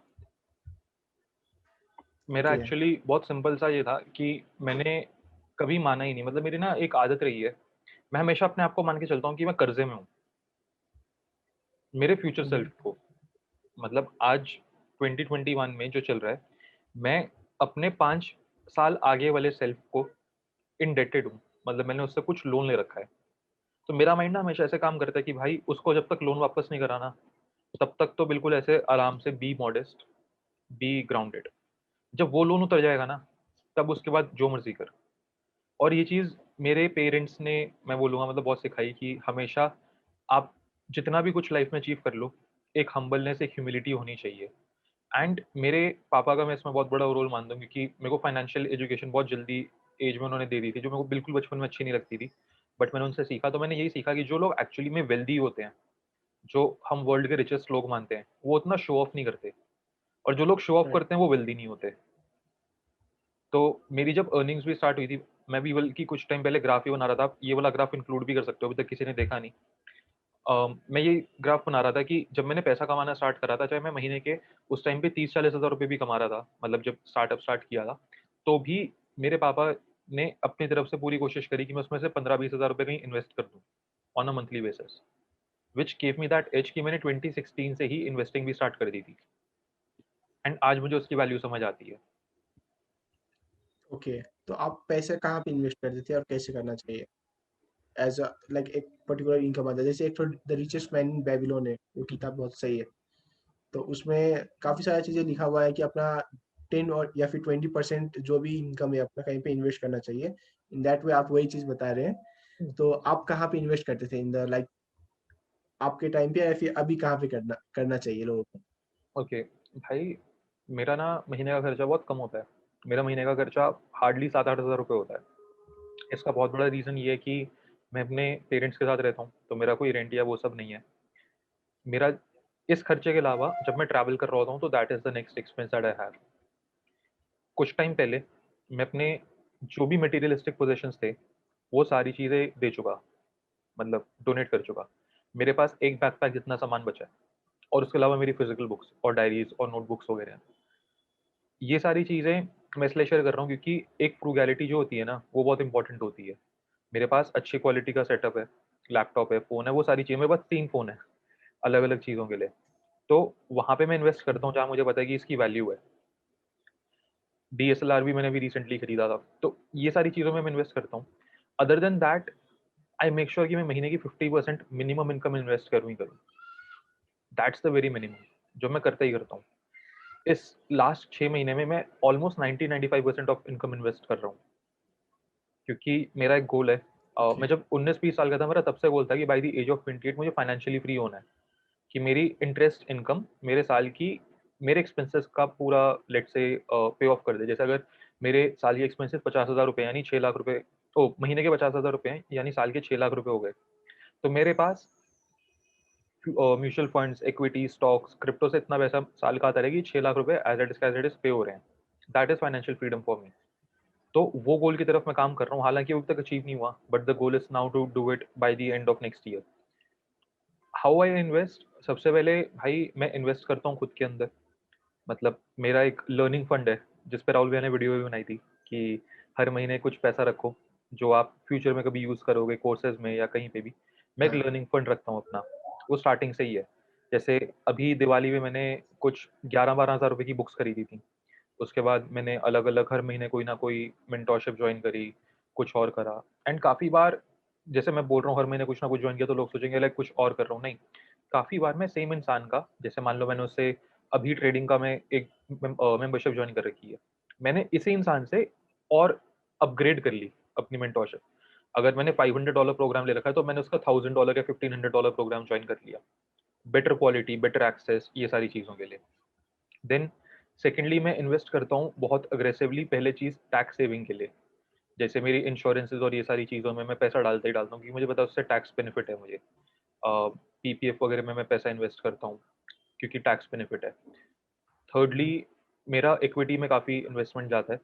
म्यूचुअल फंड्स में ही मैं भी मोस्टली इन्वेस्ट करता हूँ। मैंने स्टॉक्स परचेज करना नहीं स्टार्ट करा। म्यूचुअल फंड्स में mostly again small cap funds, mid cap funds, जो हाई रिस्क और हाई रिटर्न वाले हैं। मेरे को कंफर्टेबल हूँ मैं उनमें, क्योंकि मेरे को पता है मेरे को कंपाउंडिंग मैंने लाइफ में होते हुए देखी है। मैंने उस चीज़ को एक्सपीरियंस करा है, तो I am okay with it. And lastly I would say मैं कुछ पैसा क्रिप्टो में डालता हूँ। मैंने गलती करी थी, मैंने 2017 में उस टाइम पे जितने पैसे कमाए थे, मोटा मोटा 2017 में हम लोगों ने 18-19 लाख रुपए कमाए थे, मैंने और निष्कर्ष ने टोटल उस टाइम तक। मैं बहुत ओपनली ये चीज़ शेयर कर रहा हूँ। हमने उसमें से 16 लाख रुपए, 15-16 लाख रुपए क्रिप्टो में डाल दिए थे, बिटकॉइन वगैरह में। जो एक टाइम पे, मतलब उस टाइम पे हमने $20,000 डाले थे, मेरे को एग्जैक्ट डॉलर्स में याद है, जो एक टाइम पे $65,000 भी पहुंच गया था, बट कुछ महीने बाद वो $3,000 पे आ गया था 65 से। ओके। तो वो गलती भी करी है। तो अब मैं इंश्योर करता हूँ, अगर आपको मैं नटशेल में बताऊँ कि अगर मेरे पास 100 रुपीज़ है, उसमें से मैं 15 रुपीज़ रखता हूँ टू 20 रुपीज़ सेल्फ लर्निंग। मैं 30 रुपीज़ रखता हूँ म्यूचुअल फंड्स के लिए। 10 to 15 रुपीज़ में रखता हूँ पीपीएफ, टैक्स सेविंग, इंश्योरेंसेज और ये सारी चीज़ों के लिए। 5% में रखता हूँ कभी सोशल कॉज हो गया कुछ, किसी भी चीज़ के लिए अगर मैं कर रहा हूँ। और 10 to 15 रुपीज़ में रखता हूँ क्रिप्टो करेंसीज के लिए। ये मेरा मोटा मोटा ब्रेक डाउन रहता है। एक मतलब सेगमेंट करके रखे हुए हैं कि इतना आएगा इसमें इतना चले जाएगा बोल के। हाँ भाई, मतलब मैं बहुत ऑब्सेसिवली ट्रैक करता हूँ ये चीज़ें, क्योंकि मेरा वो लक्ष्य, मेरा वो गोल है कि मेरे को फाइनेंशियली फ्री होना है। और मुझे पता है कि भाई उसके लिए एफर्ट लगता है, उसके लिए मेहनत लगती है, रिसर्च लगती है। तो मैं almost on an every given day 3 से 4 घंटे इस चीज़ में स्पेंड करता हूँ। ओके भाई, सही है। तो भाई आप अपने आप को क्या एडवाइस देना चाहोगे at the age of like आप अपने यंगर वर्जन रहे हैं, लाइक आप 20 इयर्स के हो, तो आप अपने आप को क्या एडवाइस दोगे यंगर वर्जन ऑफ सृजन? पहली एडवाइस तो मैं यही दूंगा कि start investing early in your self, in all the options I set. क्योंकि अभी जैसे मैं कह रहा था, मेरे को वो कंपाउंडिंग की वैल्यू फील होती है। मैंने कुछ 24 की एज में इन्वेस्ट करना स्टार्ट करा था, 24 से 25 की एज में। अगर मैंने 20 में करा होता, तो अभी तक मैं अपना फाइनेंशियल फ्रीडम का गोल हिट कर चुका होता। हम लोग अंडर एस्टिमेट करते हैं कि अगर हम 1000-2000 रुपए भी इन्वेस्ट करना स्टार्ट करें ऑन अ वीकली या मंथली बेसिस, तो कितना इम्पैक्ट ला सकता है। तो पहली चीज़ तो मैं ये एडवाइस करूंगा। सेकेंडली मैं एडवाइस करूंगा बिजनेस एंड फाइनेंशियल एजुकेशन, क्योंकि ये दोनों ना आपस में इंटरकनेक्टेड है। लोग सोचते हैं कि मैं बिना फाइनेंशियल एजुकेशन के बिजनेस चला लूंगा, वो सब मेरा सीए देख लेगा, वो सब मेरा अकाउंटेंट देख लेगा। ऐसा नहीं होता। आपको आपके नंबर्स पता होने चाहिए। बिजनेस एजुकेशन से मेरा मतलब है आपको अपने काम का क्राफ्ट का पता होना चाहिए। फाइनेंशियल एजुकेशन मतलब आपका क्या प्रॉफिट एंड लॉस स्टेटमेंट है, क्या प्रोजेक्टेड खर्चे हैं। आपको ये पता होना चाहिए कि आपको कितने महीने में हायरिंग करनी है, क्या सैलरी दोगे, क्या सैलरी स्ट्रक्चर रहेगा, कमीशन परसेंटेज क्या रहेगा, उसका क्या स्ट्रक्चर रहेगा, कैसे टीम को इंसेंटिवाइज करोगे। ये सारी चीज़ें उसका पार्ट है। जब तक आप ये सारी चीज़ें विद टाइम नहीं समझते, नहीं सीखते, आप एक स्केलेबल बिज़नेस नहीं बना सकते। ये चीज़ मैंने बहुत लेट सीखी। मैंने ऑलमोस्ट 4 इयर्स डाउन द अपनी जर्नी सीखी, फुल टाइम जर्नी के अंदर, कि ये सारी चीज़ों की क्या इम्पोर्टेंस और कैसे इसको करा जाता है। और इससे मुझे लगता है कि मेरे पास बहुत सारे टीम में अच्छे लोग थे, जो मैं रिटेन करके रख सकता था, अगर मेरे को ये चीज़ें आती होती। क्योंकि देखो आसिफ भाई, अगर आप बिज़नेस रन कर रहे हो, आपको टीम की ज़रूरत पड़ेगी। And right. अल्टीमेटली अगर आप ये चीज़ें समझ के अच्छे लोगों को अपने पास होल्ड कर सकते हो, that is the best thing. क्योंकि एक अच्छे इंसान को ढूँढना, उसके साथ वो कनेक्शन डेवलप करना, उसको ट्रेन करना एंड मेंटेन करना वो relationship, it's a very time consuming task. In fact ये वन ऑफ द मोस्ट, मतलब hiring and firing is one of the things जिसमें ऑन एन एवरेज एक entrepreneur 15 to 20% of his time invest करता है जब वो स्केल कर रहा होता है बिजनेस। तो मेरे को पता है वो मेरा टाइम बच सकता था, एंड अल्टीमेटली टाइम बचता तो मैं पैसा ज्यादा कमा पाता। तो ये एडवाइसेस मैं कुछ दूंगा, एंड लास्टली मैं बोलूंगा, जो भी मैंने चीजें करी उसमें I would not change anything, because I have been a go getter, I have been a hustler, मतलब in my at the very young age of 18-19। जो भी सुन रहा है मैं उसको एक अपना रूटीन का थोड़ा बता देता हूँ, उस टाइम मेरा कैसा रहता था। मैं सुबह उठता था, कॉलेज में पहुंच जाता था अराउंड 7:15 7:30। तो मैं 6 साढ़े 6 उठ के कॉलेज पहुंच गया। उसके बाद मैं खेलता था, हाँ, 1 घंटा क्रिकेट वगैरह खेलता था। 7:15 मेरी क्लासेस स्टार्ट होती थी, मैं कभी करता था कभी नहीं करता था। अगर नहीं करता था तो उस टाइम को मैं यूज़ करता था अपने सेल्फ लर्निंग के लिए, अपने प्रोजेक्ट्स के लिए। मैंने कॉलेज टाइम में बहुत अच्छे अच्छे ब्रांड्स के साथ काम करा था, और इसी वजह से कर पाया था क्योंकि मैं वो टाइम को अच्छे से यूज़ कर रहा था। मेरा कॉलेज 4:15 खत्म होता था, मैं 6 साढ़े 6 कॉलेज से निकलता था। उसके बाद मैं घर आके जो भी मैंने काम करा उसको रिव्यू करता था, सीनियर्स से फीडबैक लेता था। ये सब कर के ऐसा नहीं कि मैं मज़े नहीं मारता था, मज़े भी मारता था।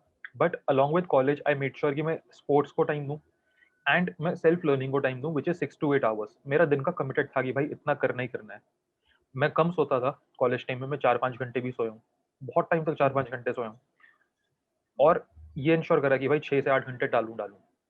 तो ये मैं सबको सजेस्ट करना चाहूँगा जो भी 18-19 साल की एज में, कि भाई जितना अपने अंदर इन्वेस्ट कर सकते हो ना, उतना टाइम इन्वेस्ट करो। Because this is the time when you can take any risk, when you can make any mistake. जैसे-जैसे आपकी एज बढ़ती है तो आपका रिस्क एपेटाइट कम होना स्टार्ट हो जाता है बिकॉज़ ऑफ रिस्पॉन्सिबिलिटीज़। मेरे पेरेंट्स ने मुझे कभी कॉलेज में नहीं पूछा कि भाई तू क्यों कर रहा है? उन्होंने बोला देख, कॉलेज के बाद तेरे को जॉब करनी है, उससे पहले, and that is how most of the parents are, कि कॉलेज के बाद जॉब करनी है बेटा, कॉलेज टाइम में जो मर्ज़ी कर, हमें नहीं पता। तो that is your golden time. तो मेक श्योर कि आप 5 से 6 घंटा तो मेहनत करो खुद के अंदर स्किल डेवलप करने में। जैसे मेरा sales and marketing was one skill जिसमें मैं बहुत अच्छा हो चुका था।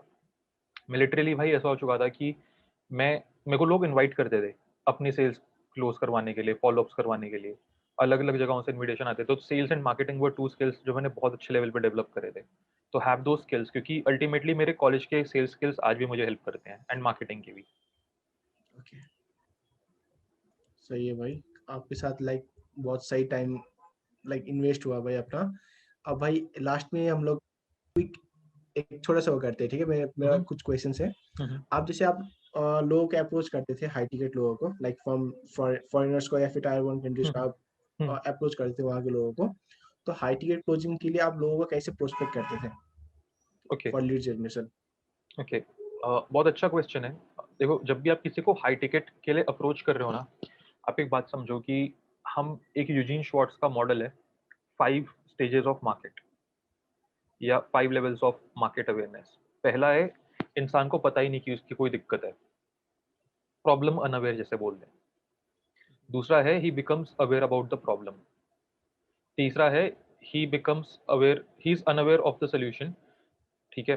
चौथा है, he becomes aware of the solution, and पांचवा, he gets to know about your solution.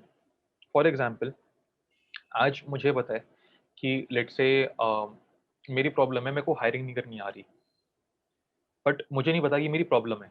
मैं फिगर आउट नहीं कर पा रहा कि मेरी टीम क्यों नहीं रिटेन हो रही, मैं क्यों लोगों को नहीं संभाल के रख पा रहा। कुछ टाइम बाद मुझे समझ आता है ये दिक्कत हायरिंग के अंदर है, मेरे हायरिंग प्रोसेस उतना स्मूथ नहीं है, ऑप्टिमाइज नहीं है, कोई स्ट्रक्चर नहीं है कि ऑन बोर्डिंग का प्रोसेस हो, तो एक्सपेक्टेशन ठीक से सेट नहीं होती। फिर मुझे समझ आता है कि अरे दुनिया में तो इसके सॉल्यूशंस भी हैं, इसके कोर्सेज हैं, इसकी वीडियोस हैं। फिर मुझे समझ आता है ओह, एक सॉल्यूशन आसिफ का भी है इसमें। फिर मुझे समझ आता है oh, this is the best solution. तो ओके, ये 5 लेवल्स ऑफ अवेयरनेस होते हैं। जब आप हाई टिकट के लिए फोकस कर रहे हो तो you have to focus on the 5th segment, which is usually 2 to 5% of the market. जो लोग सॉल्यूशन अवेयर हैं, जैसे आज अगर आपके पास कोई बंदा आता है जो फनल बनवाना चाहता है, और अगर आप उससे $1000 चार्ज करते हो, it means he knows the value of funnel. आपको उसे समझाना नहीं है कि भाई फनल की क्या वैल्यू है। ऐसा इंसान बहुत सारे लो टिकट प्रोडक्ट्स में अपना टाइम और पैसा वेस्ट करके आ रहा होता है, बहुत सारे लो टिकट सर्विसेज में अपना टाइम और पैसा वेस्ट करके आ रहा होता है। तो इसको कन्विंस करना उतना डिफिकल्ट नहीं होता। The point is how do right. You find these people. वो सारा बॉयल डाउन होता है आपकी मैसेजिंग पे, एंड आप कहाँ पे उस ऑडियंस को ढूंढ रहे हो। क्योंकि अगर आप अपनी मैसेजिंग को क्राफ्ट कर सकते हो इस पर्सोना के अराउंड, फॉर एग्जांपल अगर आप इनके फ्रस्ट्रेशंस, इनके पेन पॉइंट्स, इनके गेन्स, इनके ड्रीम्स, इनके फियर्स को समझ सकते हो, तो आपकी मैसेजिंग डायरेक्टली उन लोगों से कनेक्ट होगी। तो जब हम लोग अपनी हाई टिकट कोचिंग को सेल करते थे तो हमारी मैसेजिंग ऑन पॉइंट रहती थी। हमारी मैसेजिंग बिल्कुल ऐसी होती थी कि have you tried all the e-com, let's say sites, all the e-com type of stores, इतने तुम प्रोडक्ट टेस्ट कर चुके बट कोई विनर नहीं मिला। तो कोई नॉन ई-कॉम बंदे से ये कनेक्ट नहीं होगा, बट जो ई-कॉम में इतना पैसा लगा चुका है उससे कनेक्ट होगा। क्या तुम सीबीओ, एबीओ दोनों ट्राई कर चुके, एड सेट्स में मल्टीपल स्टैक भी कर चुके, सिंगल इंटरेस्ट भी कर चुके और अभी तक तुम्हारे फेसबुक एड्स डाउन जा रही हैं? ये सारी वो चीज़ें जो इंसान वो स्ट्रगल करके निकल के कनेक्ट कर सकता है। तो ये messaging, I would say this is something जो हर इंसान को क्लियर होनी चाहिए।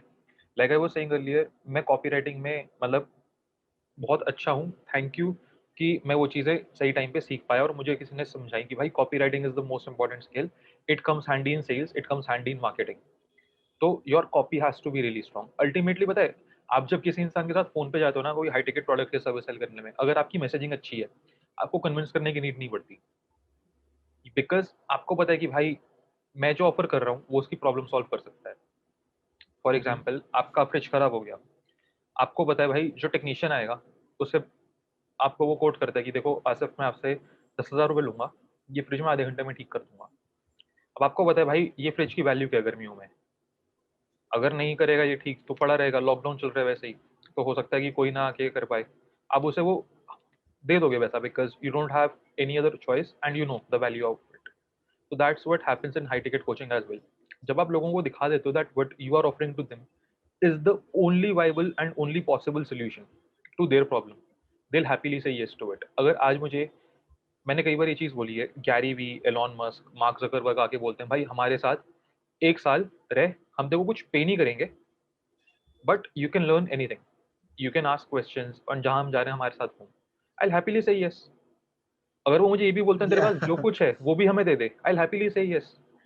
क्योंकि मुझे उसकी सॉल्यूशन मतलब मुझे उसका वो पता है ना कि बेनिफिट क्या है। Hmm. That benefit has to be clearly demonstrated. Okay. और भाई जैसे आप अभी बात कर रहे थे कि आपका लाइक टीम बिल्डिंग उतना शुरू में प्रॉपर नहीं था, तो आप क्या टॉप 5 चीजें बताएंगे टीम बिल्डिंग के लिए, उनको लंबे समय तक रिटेन करें, और क्या क्या क्वालिटीज हम लोग को देखना चाहिए या फिर क्या क्या चीजों को हम लोग को ध्यान रखना चाहिए while we hire a team. तो जो मैं सबसे पहली चीज़ बोलूँगा वो ये बोलूँगा कि you have to make sure कि आपकी टीम के जो ट्रेड्स हों वो कोचेबल हों, वो रिसोर्सफुल हों, वो डिसाइसिव हों, ऑनेस्ट हों, इंटेग्रिटी हो उनके अंदर, वो आपसे सुनने सीखने के लिए रेडी हैं, जुगाड़ू हैं, गूगल करके सॉल्यूशन ढूंढ सकते हैं, एक्शन टेकर हैं, इंटेग्रिटी मतलब सच बोलते हैं, ऑनेस्ट हैं, झूठ वूठ नहीं बोलते, छल कपट नहीं है उनके अंदर। हायरिंग के लिए आपको मोस्टली लोग अच्छे मिलेंगे बट आपको क्वेश्चंस अपने ऐसे क्राफ्ट करने हैं। मतलब मेरे इंटरव्यूज के अंदर ना मैं 20% सब्जेक्ट मैटर क्वेश्चंस पूछता हूँ, 80% मैं इंसान का कैरेक्टर जज करता हूँ। क्योंकि मेरा ये मानना है कि पहले अच्छे एक अच्छा इंसान मिल गया मुझे, उसके लिए मैं काम तो ढूंढ के निकाल ही दूंगा, बट अच्छा इंसान मिलना ज़्यादा ज़रूरी है। लोग क्या करते हैं, लोग रोल के लिए हायर करते हैं, मैं इंसान को इंसान के लिए हायर करता हूँ। मुझे अगर उसकी अच्छाई दिख रही है ना कि भाई ये इंसान एक्चुअली में he is a good person, इसका कैरेक्टर अच्छा है, he has all those traits जो मुझे एक टीम मेंबर में चाहिए, आई विल हायर हिम। तो ये चीज़ बहुत इंपॉर्टेंट है ओके। क्योंकि अगर आप इंसान को उसके काम को देख के हायर कर रहे हो, एवरीवन इज़ रिप्लेसेबल। मैं आज रिप्लेस हो सकता हूँ मेरी कंपनी में, मुझे पता है। कोई भी इंसान इवन कहीं पे भी मोस्टली लोग रिप्लेस हो सकते हैं। आपका क्लाइंट आपकी जगह किसी और को हायर कर सकता है। लोग आज डिजिटल दुकानदार प्रोग्राम की जगह कोई और प्रोग्राम जॉइन कर सकते हैं। But right. एक चीज़ जो रिप्लेस नहीं हो सकती वो आपका खुद आप कैसे हो। जो आपकी आइडेंटिटी, जो आपका कैरेक्टर है वो रिप्लेस नहीं हो सकता एंड वो मुझे पता है कि लोगों का चेंज नहीं हो सकता। तो मैं इस चीज़ पे बहुत फ़ोकस करता हूँ। जब मैं हायर कर रहा होता हूँ तो मैं एक्सपेक्टेशंस बहुत प्रॉपर्ली सेटअप करता हूँ कि आपकी हायरिंग के बाद क्या प्रोसेस होगा। पहले 30 डेज़ मैं बहुत ज़्यादा इन्वेस्ट करता हूँ उस इंसान के साथ। आप मानोगे नहीं, सब जो हमारी टीम में लोग आते हैं ना, जो सेल्स टीम में स्पेशली लोग आते हैं, वो नहीं मतलब हैंडल नहीं कर पाते, मैक्सिमम जने पहले 10 दिन के अंदर क्विट कर देते हैं, क्योंकि मैं उनके लिए इतना प्रेशर क्रिएट कर देता हूँ पहले कुछ दिनों में, क्योंकि मेरे को जांचना है भाई ये बंदा कितना प्रेशर को हैंडल कर सकता है। मैक्सिमम पीपल क्विट, एंड मेरे ऑफिस से लोग रोते हुए भी गए हैं क्योंकि वो प्रेशर हैंडल नहीं कर पाते। एंड मुझे पता है कि मेरे को ऐसा इंसान चाहिए जो प्रेशर हैंडल कर सके, जो कामनेस के साथ एक चीज को डील कर सके। तो this trade is very important. तो मैं पहले 30 डेज बहुत ज्यादा इन्वेस्टेड रहता हूँ अपनी टीम के साथ। अगर मैंने किसी को हायर करा तो आई मेक श्योर कि मैं डेली बेसिस पे उनसे पूछ रहा हूँ सुबह उन्हें क्या क्या चीजें करनी है, इवनिंग में उनका रिव्यू ले रहा हूँ, उनसे सारी चीजें डॉक्यूमेंट करवा रहा हूँ, उनके लिए डॉक्यूमेंटेशन प्रिपेयर करके दे रहा हूँ। मेरे पास हमेशा सेट ऑफ ट्रेनिंग्स और वीडियोज रहती है, डॉक्यूमेंट्स रहते हैं जो मैं उन्हें देता हूँ कि यार इसको गो थ्रू करो। तो ये सारी चीजें हायरिंग के लिए बहुत इंपॉर्टेंट है। Lastly you have to be very honest about जो उन्होंने अच्छा करा उस पर उन्हें बताओ, जो उन्होंने खराब करा वो भी उन्हें बताओ। लोग ना एक गुड बॉस बनना चाहते हैं, but there is nothing as a good boss. जो अगर आप अच्छा इंसान हायर कर रहे हो ना, ही विल ऑलवेज अप्रिशिएट अगर आप उसको ऑनेस्ट फीडबैक दे रहे हो इन अ रिस्पेक्टफुल वे। तो you just have to make sure कि आपको ये मैटर नहीं करना चाहिए कि how much this person will like me अगर मैंने इसको ये बोला। जो सच है उसे वो बता दो। People will appreciate, good people will appreciate your honesty. तो मैं ये नहीं सोचता कि यार मैं फीडबैक दे रहा हूँ तो सामने वाला बुरा तो नहीं मान जाएगा, क्योंकि मैंने इंसान अच्छा हायर करा ना, मुझे पता है वो बुरा नहीं मानेगा। वो देखेगा कि यार ये जो फीडबैक दे रहा है इससे मेरा कितना बेनिफिट हो सकता है। तो ये कुछ मेरे हायरिंग के चीजें हैं जो मैं बहुत ध्यान में रखता हूँ। वाह, सही है भाई, ये मेरे को भी हेल्प होगा क्योंकि ये मेरे के लिए लाइक एक पर्सनल क्वेश्चन था मेरे को अपने। ओह ओके, ठीक ग्रेट है। क्वेश्चन। और भाई अपने आप को लाइक 2021 में आप क्या स्किल बोलते हो, क्या लोगों को सीखना चाहिए? और अपकमिंग फ्यूचर का स्किल हम लोग को अभी से सीखना, जैसे अभी एड्रेला बोल के, राइट? एड्रेला है ना अभी, जो अभी ट्रेंड चल रहा है।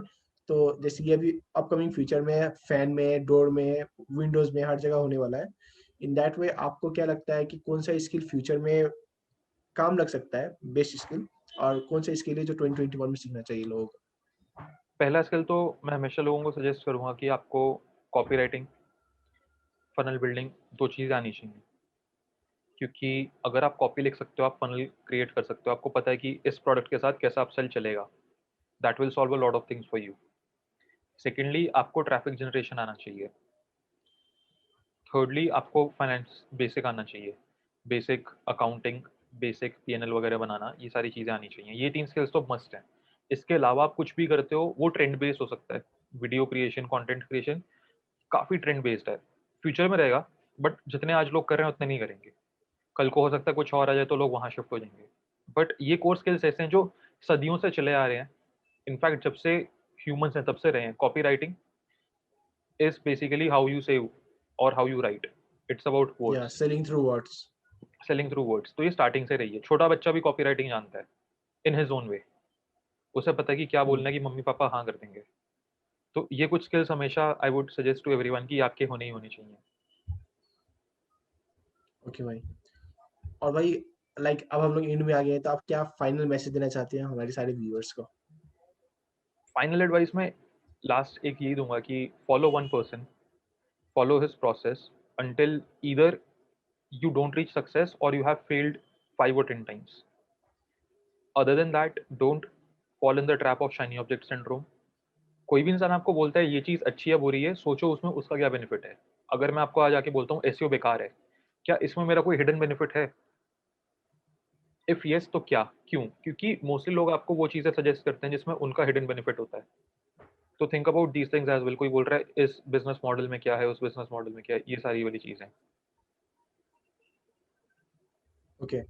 और भाई लाइक आपको लाइक अपना लाइफ को एज अ मूवी देखते हो, ठीक है? तो out of 5 what will you rate yourself? Like as a movie अपने लाइफ को देखोगे from starting to till now, तो भाई मैं तो आउट ऑफ 5 5 दूंगा, मेरी जैसे मूवी को रेट ब्लॉकबस्टर करते हो मूवी। वैसे कैसे? बल्कि मैं और ब्लॉकबस्टर राहुल मूवी है, भैया ओके, 5 बात आउट भी ऑफ कर 5। रहे थे हाँ, एक बार कि हम अपनी लाइफ में मूवीज बनाएंगे। अच्छा, आप और राहुल भाई? हाँ, तो ओके। बनाएंगे भाई, ब्लॉकबस्टर मूवी रहेगी। उसमें सारी चीजें रहेंगी, स्पोर्ट्स भी रहेगा, फिटनेस भी रहेगा, एंटरप्रेन्योरशिप का पार्ट भी रहेगा, ups and downs, romance, thriller, सब रहेंगे।